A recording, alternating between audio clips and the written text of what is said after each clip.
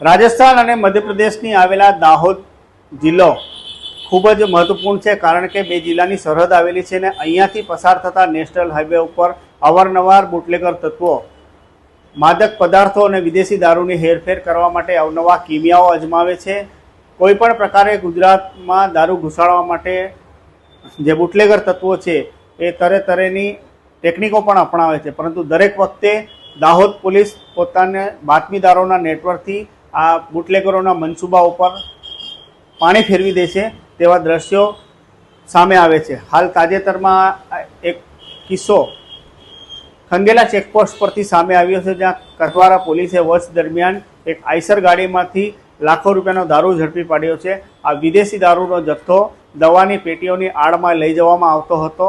પોલીસને બાતમી મળી હતી અને આ ખંગેલા ચેકપોસ્ટ જે ગુજરાત અને મધ્યપ્રદેશને જોડતી ચેકપોસ્ટ છે, અહીંયા પોલીસે વોચ ગોઠવી આ તસવીરમાં દેખાઈ રહેલા આઈસર ટેમ્પોની ઝડપી લીધી હતી। તેમાંથી 450 જેટલી દવાની પેટીઓ, જેમાં ઇન્જેક્શનો મળી કુલ 67 લાખ રૂપિયાના ઇન્જેક્શન હતા, જેની આડમાં વિદેશી દારૂ લઈ જવામાં આવતો હતો।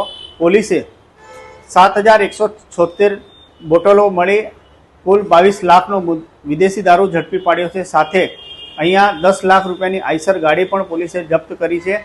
પોલીસે આ કેસમાં કુલ 1 કરોડ ઉપરાંતનો મુદ્દામાલ કબજે કર્યો છે। સાથે જે ગાડીનો ચાલક હતો અનિલ રાજારામ મીણા ખેરવાડા ઉદયપુરનો હતો, તેની અટકાયત કરી છે। સાથે જ ઇન્દોરનો સંદીપ નાખ જે આ દારૂનો માલ ભરી આપ્યો હતો અને આ અમદાવાદમાં આવેલા મહેશભાઈ જે અસલાલીનો રહેવાસી છે તેને આ માલ મંગાવ્યો હતો। પોલીસે આ ચાલક સહિત ત્રણેય લોકોના સામે પ્રોહિબિશન અંગેનો ગુનો દાખલ કર્યો છે।